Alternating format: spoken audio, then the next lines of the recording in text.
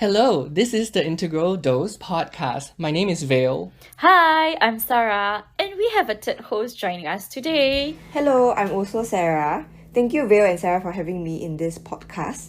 Together, we are your hosts for today's episode. Another day, another dose.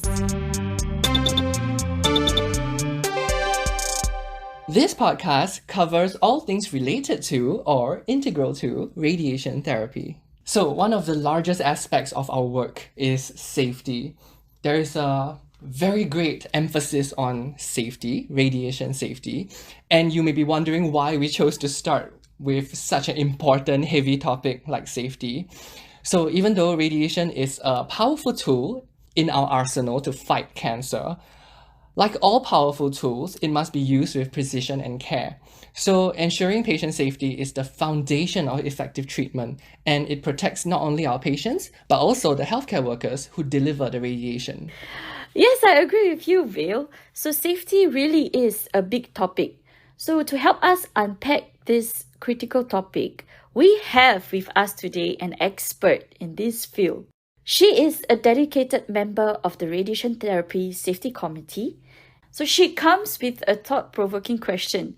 Has reporting incidents or near misses in radiation therapy become more of a checklist or a box-ticking exercise rather than a tool for change? So introducing Hani.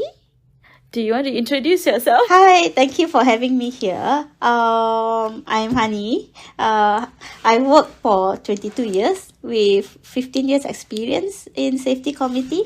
My current role in safety committee is as safety coordinator, where I involve myself in various aspects of safety management, from implementing safety protocols to conducting risk assessments such as enterprise risk management and failure mode and effect analysis.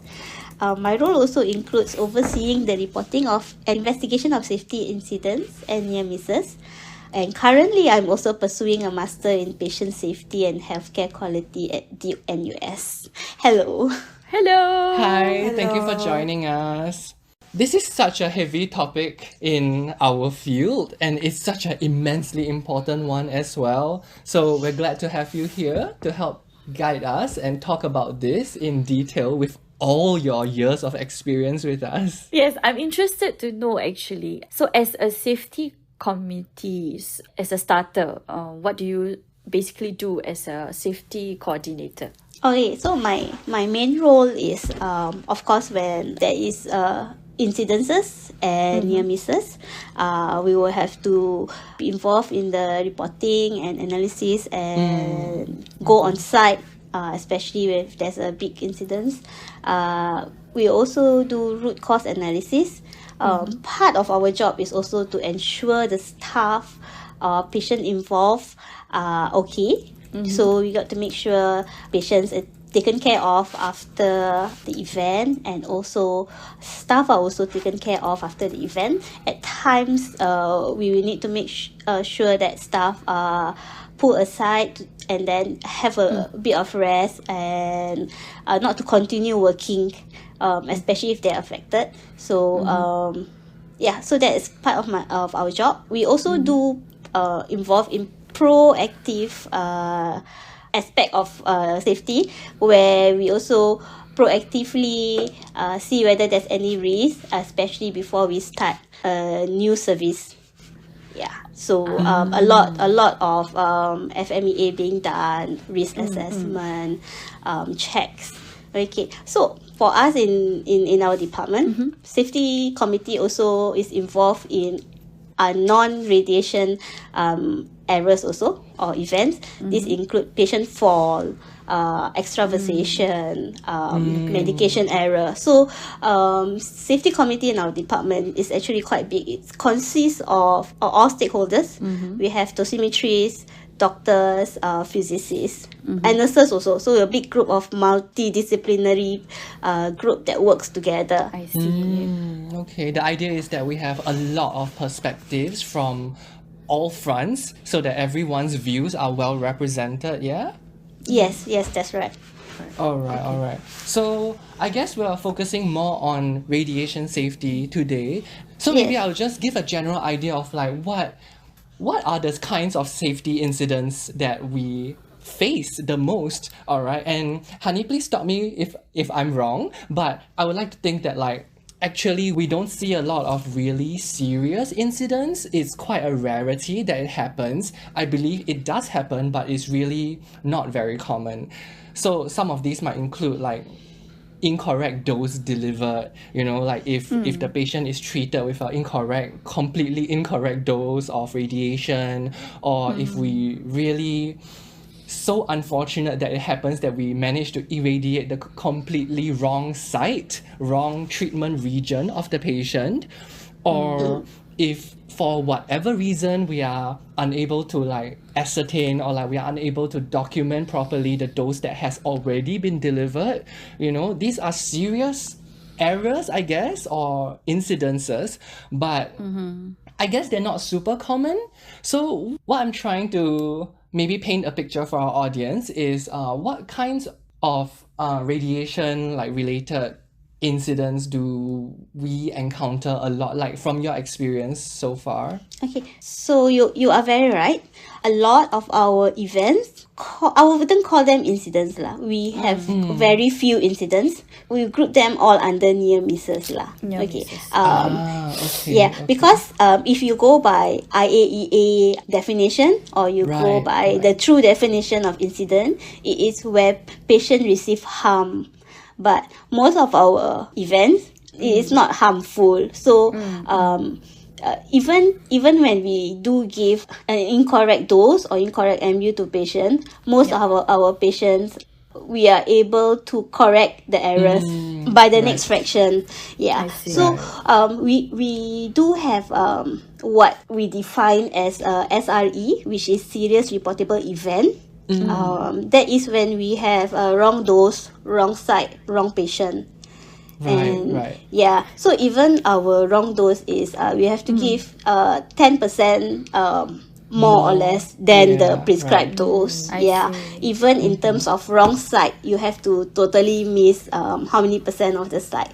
So it is very, very rare that we have an actual incident that we have to report up to MOH. Yeah. So I a lot see. of our cases are very minor and doesn't cause any error to the treatment itself.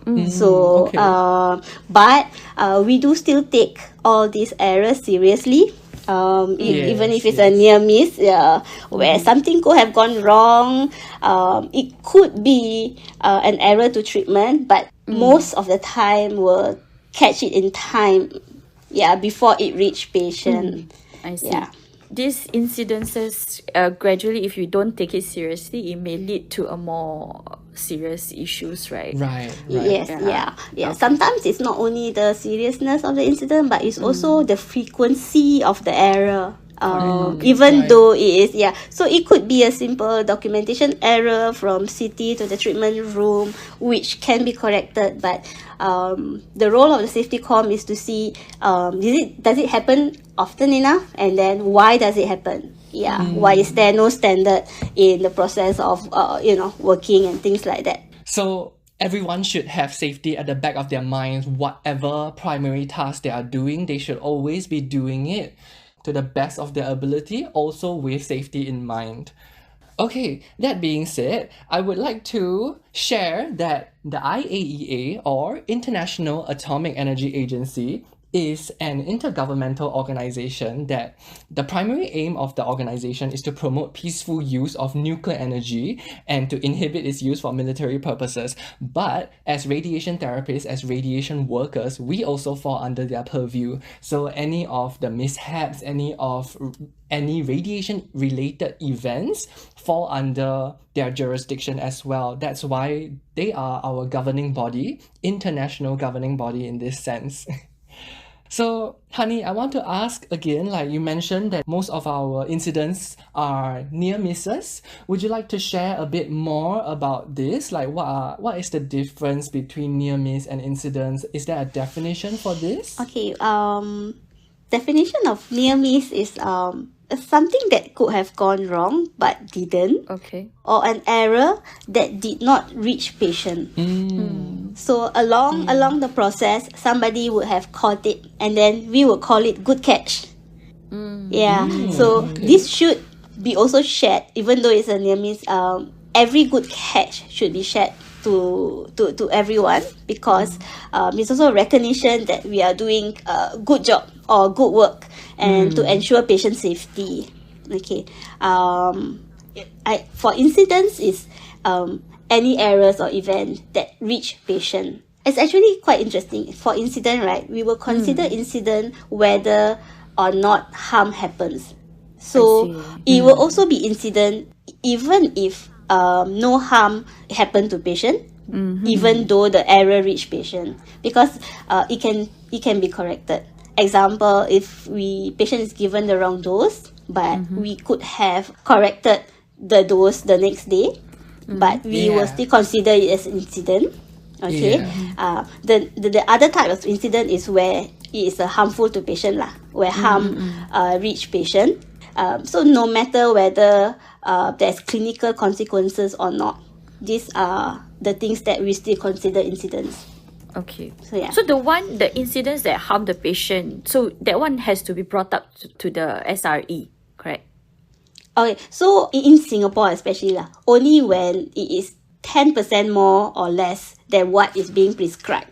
I see. Yeah. Okay. So but definitely wrong site and wrong patient incidents will go to will be brought up to the ministry. Yeah. Okay.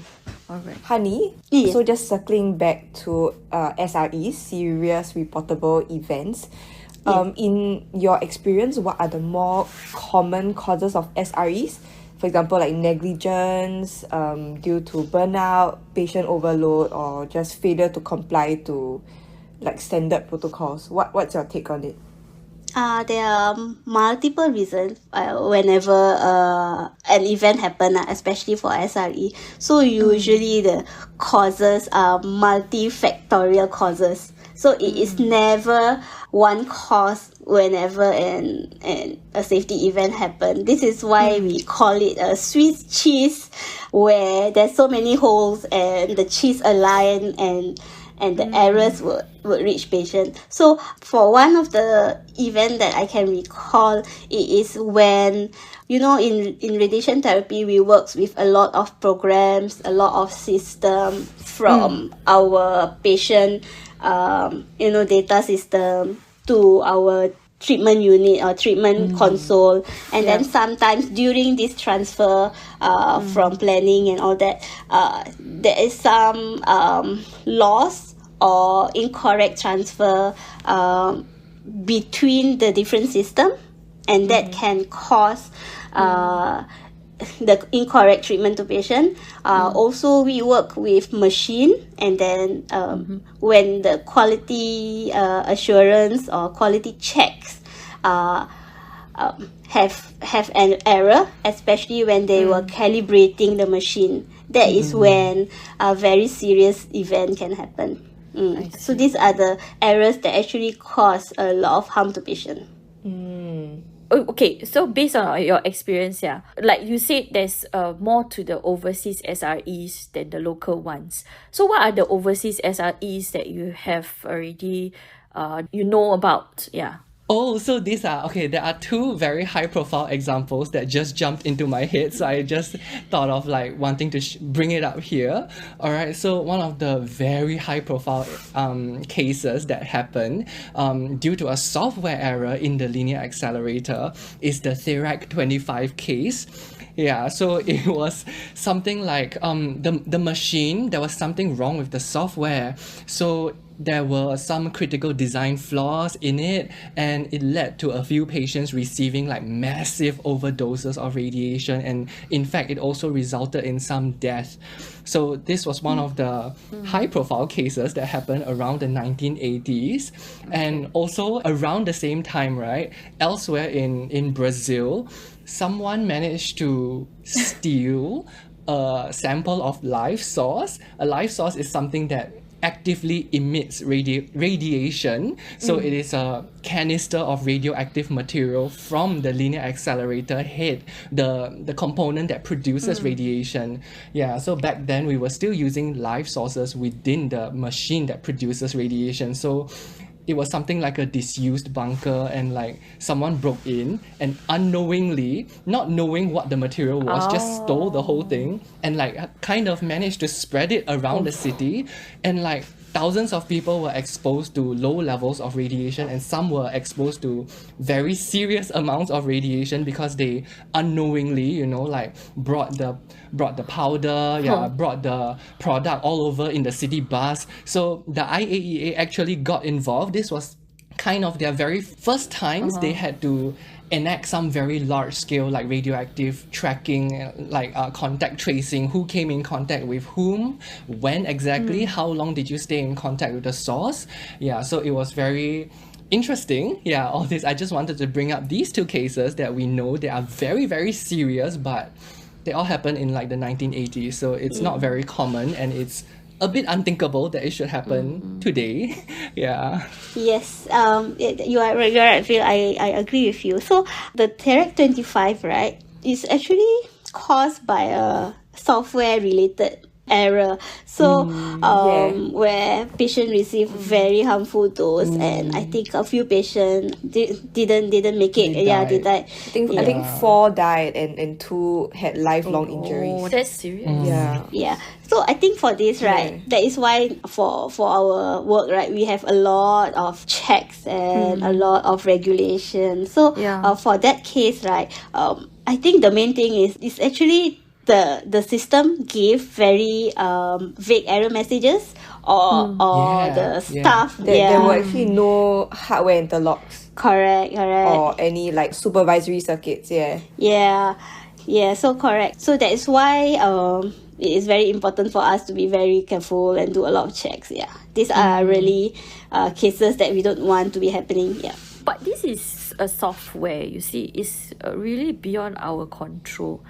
If it happens to ours, like our own software, so that is why we have a lot of checks, a lot of quality checks, even every morning when we do our checks. This is to avoid all these, you know. And also nowadays the machine is so advanced that there's so many interlocks. Correct. Like even just going very near to the gantry head will trigger an interlock, right? Yeah. So this one, like for this, right, I think there's also the therapist that is handling the machine. They also did not report, you know, when they see all the messages, all the error messages. I think the reporting system then wasn't very robust. Yeah. I agree. So they didn't speak up or just, you know, to bring up, and then I think there's no sharing of incidents between different hospital or internationally. So I see. So I That's think true. so that is where we lack then. Yeah. So now we even have Agreed. we even have a system where internationally we share, you know, incidents, and then we can learn from each other. That's It's important. great. That's a good way to learn. Yeah. I believe at that time also there was probably an element of like automaticity, you know, like where a lot of times, I'm sure this is relatable to a lot of therapists, like, oh, the machine is giving some error, we are unable to proceed with our work, and it may seem very annoying that, oh my god, there are so many interlocks, there are so many safety checks and like things that are preventing us from doing our work from our perspective, like when we just want to get things done, especially when we're under time pressure, when the patient is lying on the couch being ready to get treated already, but we are unable to do so. And it is important to remind ourselves, while it may seem very annoying from a workflow perspective, there was a good reason why these interlocks were built into the system, to prompt us to check, to double check again, make sure everything is correct, make sure that we did everything correctly, right? Yeah. Yeah, you are right. So I think the most important thing is, even though we are working with machines, right, the human factor is very important. So even having too many interlocks, we will get interlock or alarm fatigue. Yeah. So Correct. so Yeah. so at the same time, we also need to make sure the human part, the human factor, we look into it, and then in terms of user interface with the machine, it has to be friendly and doesn't add risk to our work processes. So that is where I think for safety committee, and then even for the artists themselves, we need to take care of that aspect. Okay. All right. Yeah. Thank you, Hani, for sharing about your experiences. So, just going back to the main question of the podcast, has reporting incidents or near misses in radiation therapy become more of a checklist or a box ticking exercise rather than a tool for change? Because the process of reporting an incident involves filling up an online form that can be a bit lengthy. So, those of us who often write up these reports may experience some sort of automaticity, and we may start to fill up blindly, for lack of better word. Yeah. The thing about a reporting incidents, like, you need to know why are we reporting. If you know the reason as to why you are reporting, it won't feel like a tick box exercise. You would want to report because you want to learn from the incident, because you know reporting the incident matters. You want to make changes to the system, and you are reporting, at the end of it, you are reporting for patient. It is for patient safety. So if you always have that in your heart when you are working, it will never feel like a tick box exercise, or it never feel like I'm reporting because safety com says I need to report. But you want to report because you believe in making changes. So one thing about the question is always if you keep reporting about the same thing and nothing happened, does that like dilute the reporting system, or does it like make people not want to report? So because when you report, you expect to see some changes, or you expect to see a follow-up, but there's actually a lot of work behind after you do the reporting. So you have a team of artists or therapists going around doing the investigation and checking why this happened, and then because we also don't want to rush to implement fixes without proper assessment, and that could cause us to overreact for every event, and then we will introduce unnecessary or excessive checks that will add to the workload and not reduce the risk. And then you would not go to the root cause that caused these errors. So meaningful changes take time and requires a lot of discussion. Like I say, that safety com, you have a group of multidisciplinary team, then you require input from stakeholders. So you need to know from the clinical floor, is this a real error, or is it a one-time error or human error? So there's a lot of work to ensure that the reporting system is ideally we want a closed loop. You report, safety com look at it, and then we implement corrective action, and then the error didn't happen. But that is an ideal situation, but it's never ideal. So so most of the time we need the reports to come in so that we can monitor. So we also monitor the errors that happen. Does it increase in numbers, or does it increase in seriousness? So a lot of time is monitoring and then ensuring that harm don't go to patient. So we need to find the balance. Not all the errors or need a corrective action. So there's a lot of monitoring and analyzing. So it's just that as healthcare practitioner, all of us have the duty to report, so that we can together work towards making sure the environment is safe. So report for patient for patient safety. Report for your safety. You are protecting your colleague, so that no one will make mistake, and the mistake doesn't reach patient. That is my take on it. Really good sharing. We are indeed the guardians of the beam. Guardians of the beam. There are many factors, there are many things that help us to facilitate treatment for the patient. The patient themselves are a key stakeholder as well. But we are we are kind of like the last piece of the puzzle. I would say the last wall. The last Yeah. gate, Oh. like gatekeeper. Yeah.